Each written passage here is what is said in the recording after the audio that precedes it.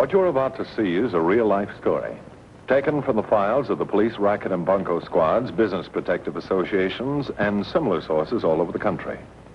It is intended to expose the confidence game, the carefully worked-out frauds by which confidence men take more money each year from the American public than all the bank robbers and thugs with their violence.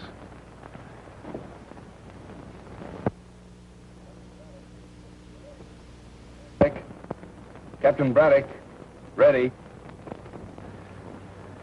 This story begins at one of our large hospitals, where not too long ago I was visiting a friend on the force who was recuperating from a gunshot wound. On my way out, I saw a patient being wheeled back to his room from surgery. And two things made me stop for a moment. First, the unusual amount of attention being shown this patient and the presence of a reporter. And second, I had a vague idea I recognized the sick man. If he was who I thought he was, the two didn't jibe.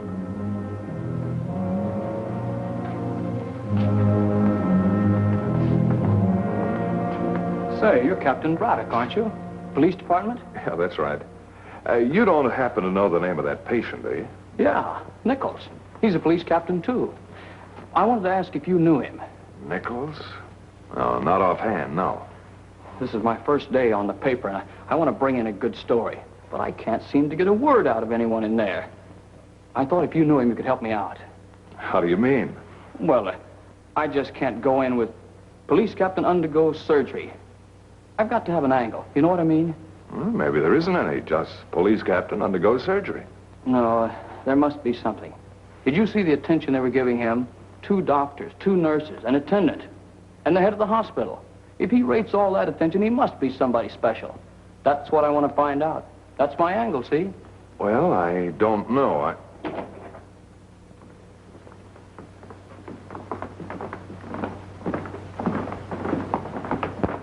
Mr. Harris, Captain Nichols is gone. Is that what you wanted to know?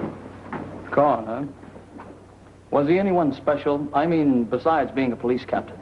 Well, he'd been on the force for quite a while. At least I understand he had. He came here for a not too serious operation, and he failed to pull through. That's about all. Well, why all this fuss? Well, you might say that we accorded him the privileges of his rank. I see. You wouldn't talk to me before, sir. You or any of your staff. Is there some reason for this? I mean, is there anything that you couldn't tell me then that you could tell me now? Yes, there was. I don't suppose there's any harm in telling you now. When Captain Nichols came here, he asked to have his presence kept a secret. Secret? Why? He was up for promotion to the rank of inspector.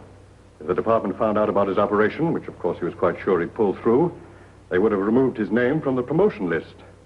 As superintendent of the hospital, I saw no harm in keeping his confidence. I'm sure you understand. You won't quote me, will you?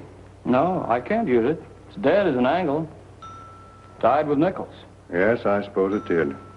Well, Harris, stop by my office on the way out, and I'll give you the captain's full name and address and anything else like that you might want. Well, that's it. Police captain succumbs. Period. I thought sure there was an angle here. Something I could toss on the city desk and take a bow for. I'll give you it. Really? I'd sure appreciate it, Captain Braddock. What do you know about him? Plenty. First, his name was Nichols. Come on over here where we can sit down.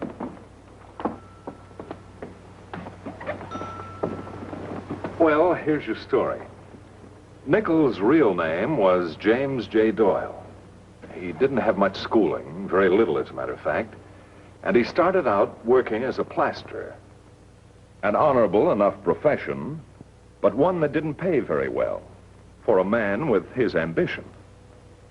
But he stayed with it for a long time, wanting to break away into something better, but never able to decide just what. There weren't any higher paying jobs that he could qualify for. Finally, he just walked off the job for good. There had to be something else he could do that would make him some real money. So Jim Doyle pulled up stakes and moved to the big town, where he took up with a small-time con man and grifter by the name of Short Charlie Cooper. But the team didn't click. Short Charlie had the slick exterior and the glib tongue that should have ensured success. but he wasn't smart. And Jim? Well, he just didn't have what it takes to make a living out of the rackets. No slick article, he. Nothing smooth or suave about him. Nor did he have the gift, the very necessary gift of making confidence-inspiring conversation. Come on, Charlie, let's get out of here. No, wait a minute. I think I got something in here. No, beat it. Hurry up.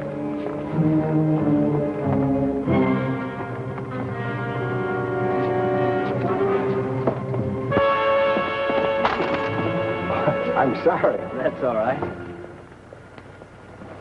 Here you are, Sonny. I didn't drop them. Well, sure you did. No, they're yours. I didn't have any money in my hand when I came out. Well, that's funny. Neither did I. Homeless money. How do you like that? Tell you what I'll do. I'll toss you for it, okay? Okay. What do you call? Heads. Heads. Heads it is. How about again? I've got nothing to lose. For $1. $1. What do you like this time? Tails. Tails. This must be your day, Sonny. And while Short Charlie Cooper worked the old two-headed coin dodge on the sucker, Jim Doyle waited to make his entrance. When Short Charlie lost $3, Doyle was supposed to stroll by, stop, watch a moment, and then, as a passerby unable to resist a little friendly gambling, get into the game and take the sucker for all he had on him. Say, you two, what's going on here? A cop. What's the matter with you, anyway? There goes $3. You're supposed to be nice, friendly. The teeth. Get the guy's confidence. Don't scare him away. Can I help it? A cop. You couldn't grift ice in the wintertime. Well, let's go home. Wait till my wife hears we lost again.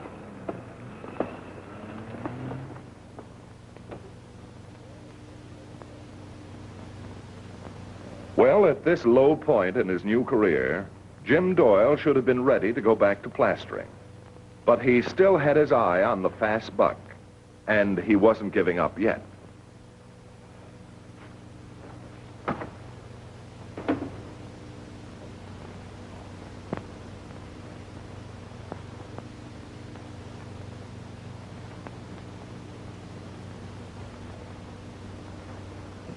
Charlie, I think I got an idea for some big dough. Something I can handle without lousing it up. Yeah? What? I just got the general ideas so far. I gotta work it out. Know how to handle the details. But it's there, Charlie. I know it. Just give me a little time. Well, hurry up so I can tell Amy. Hey, we got a beer in the house? I can think better with a beer. Amy, we got any beer? Well, Amy, where you going? Where do you think? I've had all of this I can take. Wait a minute, baby. What's the matter? I'll draw you a picture. Tell me, how much have you made since you teamed up with this ape? And bringing him in as a boarder yet? Freeloading on us and sitting around like the world owes him a living. Oh, baby, Jim's all right. He's just finding it a little tough to get the hang of the grift. A little tough? 50 years and you'll never make it. Ha! Get a load of the puss on him. A personality like a dead lock. Never mind about that. I'm working on something good. Yeah, baby, something real good. Why don't you get wise to yourself? You'll never make the grift. You ain't built for it. Get yourself a job. Any place. Why, walk into police headquarters and they'll snap you up. Just like that. Amy, just looking like a cop don't mean you can be one. Besides, he couldn't pass the physical. They had ulcers. That's a tapeworm, brother. And I ain't staying around to nurse it. Look, I tell you, we're going to do all right. Just give us a little more time. You can have all you want. Dough. That's what I want. When you got it, call me. Baby, you're leaving me flat. Right on your kisser, chum.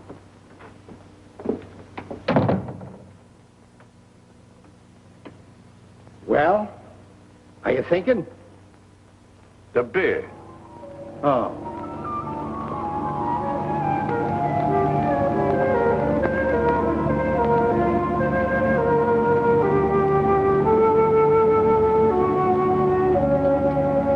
This is the last of it, so you better work it out.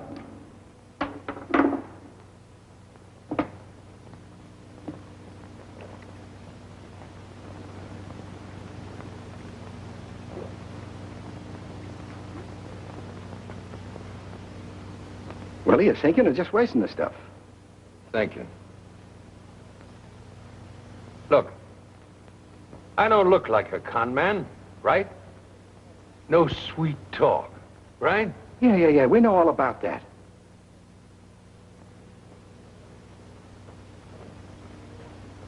I look like a cop.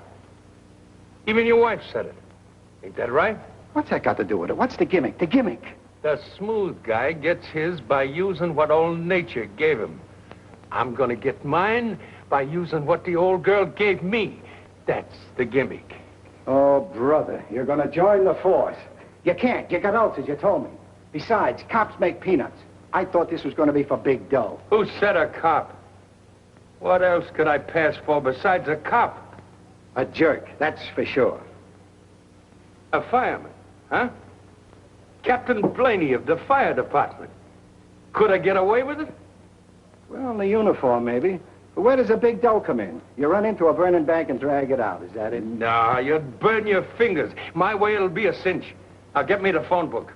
And so Jim Doyle believed he had finally found a use for his own peculiar brand of talent. He was smart enough not to fight his manner and his appearance, but to capitalize on them. The bold front, the authoritative voice, the self-confidence. Whether, as Captain Blaney of the fire department, he could build a fat bank account for himself and his partner, still remained to be seen. But he was ready to go to work and try.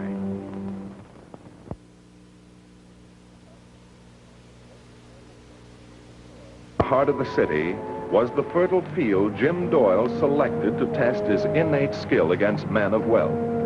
Men endowed by nature so much more favorably than he. Men whom he hoped to separate from some of their money. The motion picture industry was his particular goal. The offices of the exchanges, the producers of newsreels, sundry short subjects, and others in the film business who were subject to fire laws prohibiting smoking on the premises. Piling film at office corners, leaving film lying around without approved fireproof containers, carting it uncovered through the halls, and so forth. Laws which were often broken in the rush of the day's business. Jim Doyle was up early the next morning trying out his plan. From the list of the film companies he got out of the classified phone book, he selected his first victim and placed a call from the lobby of the building where the company was a tenant. Sanctuary, Bill. Captain Blaney been over to your place? Captain Blaney? Who is this? Fire department. You been there yet? Fire department? Well, no, he hasn't been here. Okay, thank you. Just trying to locate him. Hello, what? Miss Ridley? Yes, sir? A fire inspector may be here any minute. Get rid of that film there, quick. You're not smoking, are you? Oh, no, sir. No. Oh, where shall I put the film? In the cabinet, quick, and lock it.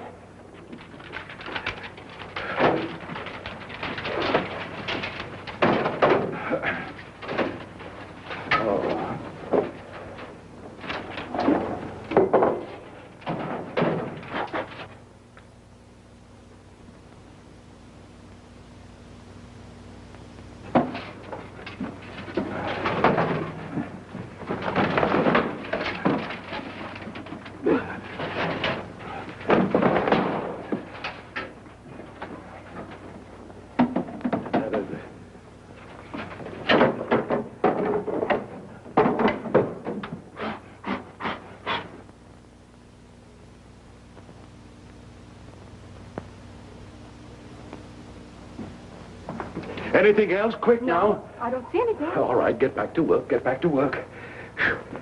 It's not only a fine. I could lose my job. Mr. Abaddon. Yes? If you want to smoke, go outside. Oh, yes.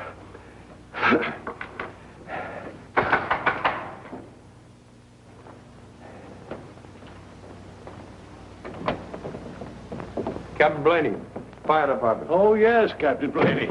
Your office was looking for you. The phone right there, if you'd like to. I'll check in later. Fire extinguisher? Yeah, right here, Captain. Had it checked just, let me see, when was it? The day before yesterday, of course.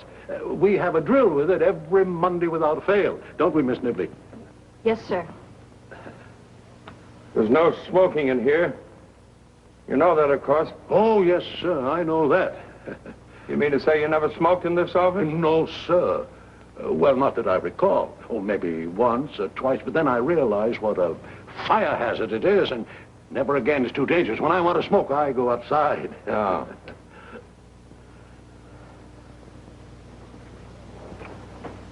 What do you keep in here? Oh, that's for stationery, Captain. We keep our stationery in there, don't we, Miss Nibley? Yes, it's a stationary cabinet. You keep it locked, huh? Yes, company books, you know. You around here, neighborhood, lunchtime, Captain? Sure, why? Well, I thought there's a new place opened down here on 8th, and I thought maybe you and Thanks. But I don't eat lunch. Who put up these petitions? Oh, the building, Captain, the building. But you told them where they went. Well, yes, I did. Is anything wrong, Captain? I mean, if there's any violation, it's entirely unintentional, I assure you. We left it entirely in the hands of the building superintendent. We figured that anything he'd do be well within the law. Perhaps I shouldn't have depended on him completely, but... I know what you mean. Is everything all right, Captain? Well, let me ask you. Anything wrong you know of? Oh, no, sir. Not a thing. Not a thing, is there, Miss Nibley? That's right, Mr. Abaddon. I meant that little black book, Captain. You made some entries that... Department business. Oh. Confidential. Well, I'll be seeing you. Yes, I hope so. Do you think he's going to report us, Mr. Abaddon? He's going to throw that little black book at us. If I'm tabbed for any violation, I'm through. The head office has warned me at least a dozen times. I'm sure he knew we had film in that cabinet. All right, well, don't just sit there. Get the boy and have him put the film in the vault. And you see there's no more film brought in here. And no more smoke. You go outside when you want to smoke, understand? Yes, sir. Well, Jim Doyle's act went over with a bang. The remarkable thing about it was that it was completely unrehearsed. Just Jim Doyle being himself, letting nature take its course. And it set the stage for part 2 of the little drama. That's, some film was brought into the office here by mistake. You know, it's a terrible thing the way some people violate the fire laws. You never catch me doing that. It's all right. I'm not with the fire department. Well, that's a relief. I'm with the BPORF, Benevolent and Protective Order of Retired Firemen. I just dropped by to pick up a check and thank you for your ad. Ad? Yeah, in the BPORF souvenir program. You know, for their semi-annual affair. Aren't you Mr. Monlux, Acme Productions? No. This is Century Film. I'm Mr. Abaddon. Well, I guess I dropped into the wrong office. Well, as long as I'm here, Mr. Abaddon, how about taking an ad in the program? Everybody in the building's getting in on it.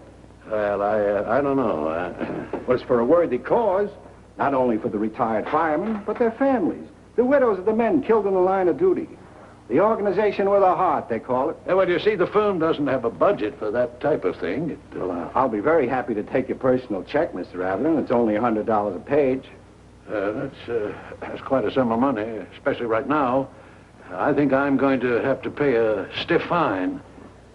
A fire captain was just here. Oh, he nipped you, huh? Yeah. Couldn't talk him out of it. No, not this fella. He's a tough customer. Yeah, some of them are real tough. You're telling me. Until you get to know him. Now, you take Captain Chuck Blaney, for instance. On the outside, hard as rocks. Inside, sponge cake. If you know how to handle him. Say, Blaney's the one. Do you know him? Chuck? One of my closest friends. Do you think you could, it isn't only the money that bothers me. It's the head office. They'd pack me in sure if I... Well, the BPORF is old Chuck's favorite charity. The real weakness, I'd say. I'm having him over for supper tonight. I could talk to him. Say, if you could get him to drop the charges, I'd be grateful, very grateful. Do you think you could? I tell you what I'll do. I'll make a deal with you for a full-page ad in the program. That way, we'll chalk it up to charity, and all three of us will be happy. Not because we're doing something for ourselves, but for a worthy cause. How about it? Fair enough? Well, all right, put me down for a page. Have it say, good luck from Century Film. Compliments of Mr. Herbert Abaddon. Yeah, put it that way. That's I'll all right. see that it's set up real nice, Mr. What's the name of the organization again? You just make out the check to the BPORF. BPORF, huh? That's $100. That was the beginning of one of the most fabulous careers in the history of the canvassing racket. They got so rich that Short Charlie never bothered to get his wife back. But didn't anybody ever ask Doyle for his fire department credentials? Very few. One look at him was enough. And once he started his act, who'd question him? But some of them must have wanted proof that the captain would drop his charges before paying for their ads. A cinch. Doyle just came around again, thanked them for their contribution, and ripped the page out of the black book right in front of them. And if somebody wanted to see their ads in the program? How much does it cost to print one up? Uh-huh. He checked in here as a police captain to keep his identity a secret, not his illness. How long do you work this thing? Quite a few years. And the field was almost unlimited. There are about 50 cities with film districts, and I don't know how many film companies in each, and many other businesses subject to fire laws as well. Like chemical companies and people that make explosives. Yeah, and they were all Jim Doyle's pigeons. He and his partner worked only when they felt like it, spent winters in Florida, California. Nothing but the best and plenty of it. Got your angle now? Well, I got myself a feature story, but it's all this on the level. I mean, really. You see this man? Looking for someone? Yeah, 617, friend of mine. Right in there. I'm afraid you're a little late, though. Jim Doyle just passed on. Gone? Jim's gone? Yeah, a few minutes ago. You a friend of his? No, not exactly. I'm Captain Braddock of the Racket Squad. This is Short Charlie Cooper, Mr. Harris. I'll have to take you in, Cooper. It's all right. With Jim gone, I'm through. Funny. I used to think I was a bright boy, that he'd never make the grade. Till he showed me. He was the master, all right. Nobody could have stopped him, only... Yes, that stopped him. Even Jim Doyle couldn't fool anybody now. Still here, Harris?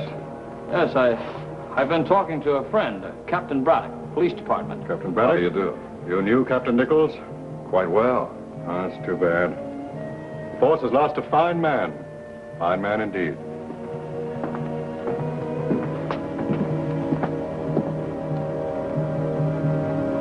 So Jim Doyle couldn't fool anybody now, huh? Well, I'm ready.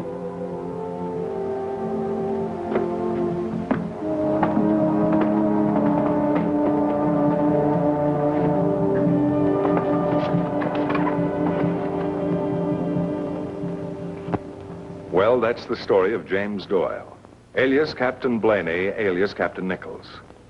He's gone, but there are others in the same type of racket today. Not necessarily using the same act, but pressuring people with the same motive. So be careful. Know the person with whom you're dealing. Be sure you have all the facts before you part with any of your hard-earned cash. Something like what you've just seen could happen to you.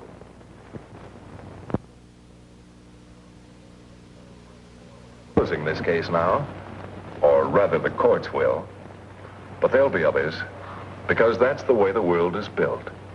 Remember, there are people who can slap you on the back with one hand and pick your pocket with the other. And it could happen to you.